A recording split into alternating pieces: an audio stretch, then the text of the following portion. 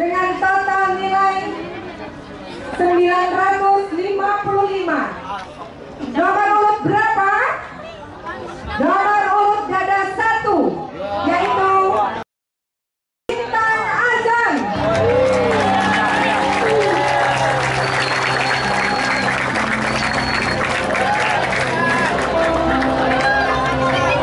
Ya, persilakan yang sudah dipanggil naik 6 orang ke atas panggung, ditunggu sama Bang Dia.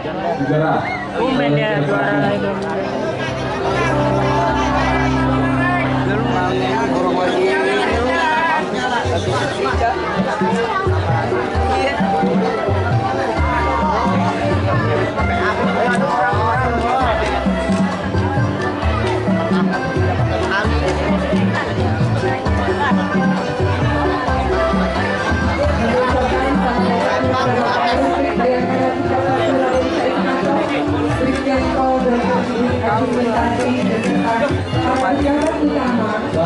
Satu lagi ditunggu di belakang panggung.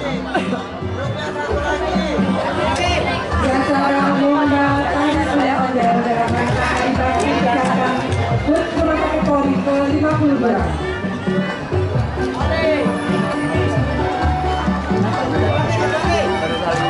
Untuk Bintang Azan segera naik ke atas pentas.